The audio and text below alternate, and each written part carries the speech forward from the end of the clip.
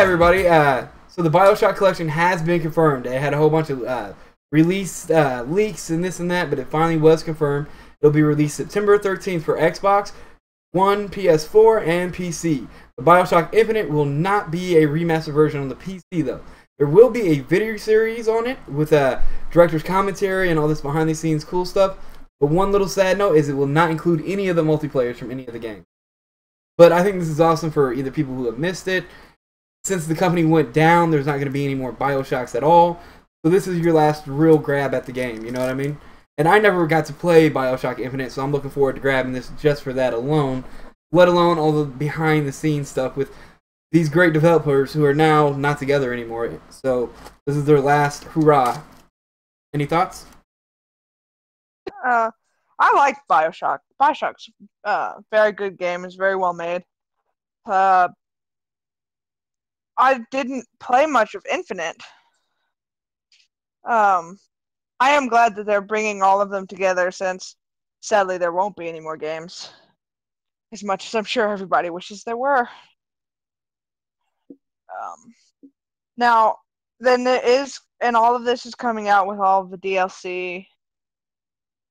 Correct. Yeah, it's coming with, all the DLC will be with it. Every little bonus that ever came out with them will be included.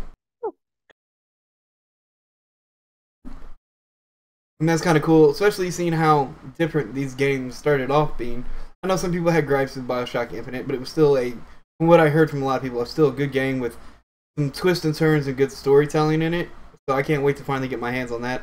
I know I should have done it in the last generation, but too much going on at the time, but I digress. But usually remasters so early on is kind of really you're just rehashing, you're trying to make the money, but this is putting 3 great games all together in one small package that we probably won't get again, sadly, since the company went under after Bioshock Infinite, which is crazy to think of, that these AAA companies could, go bankrupt and go under making these big, huge games, but that's kind of their downfall, is they have to count on these big games. So I love Bioshock. I could play Bioshock forever, all the time. I love it. Except the end of Infinite. Yeah, the end of Infinite. Okay, so the end of Infinite is like,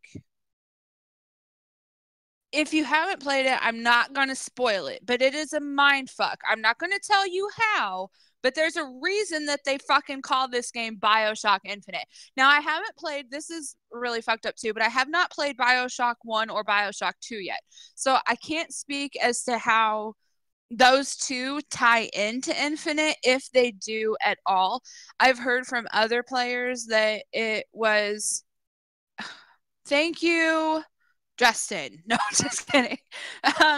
So anyhow, I apologize. So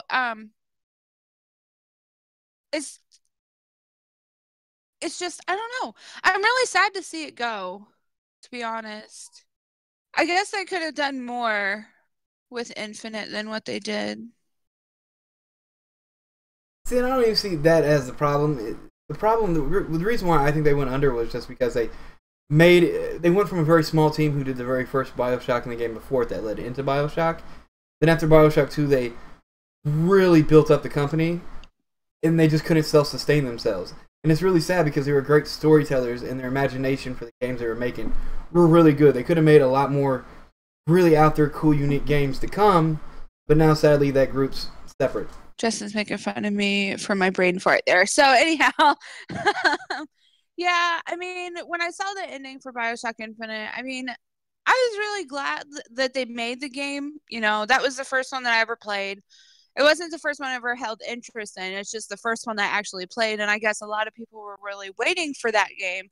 I know what I was going to say before I got distracted by this Twitch chat is that a lot of people were saying that there is a lot of aspects of 1 and 2 that do tie in with Infinite, and then there were other people that were like, well, you don't really need to play the other 2 to understand it. It's not like Mass Effect where they have to tie into one another. I think that's the one that you're always talking about, right?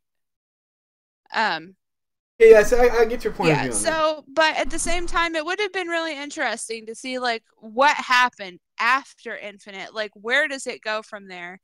And I am sad to see the series go, but I am also glad to see all three come back together rather than just discontinuing them because everybody went under. Because that's what actually happens when most companies go through something like this. Is they just stop producing altogether. Yeah, I'm happy they get this one little last hurrah of the series completely together in one little bundle that collectors can have for time to come, and it's going to be a more updated version of the very first two. I only got to play the first two, sadly. I really wanted to play Bioshock Infinite. And I agree with you. They're kind of like the Star Wars movies. You don't have to see all the Star Wars movies to have one make sense. They all tie in, but they're all standalone and great on their own.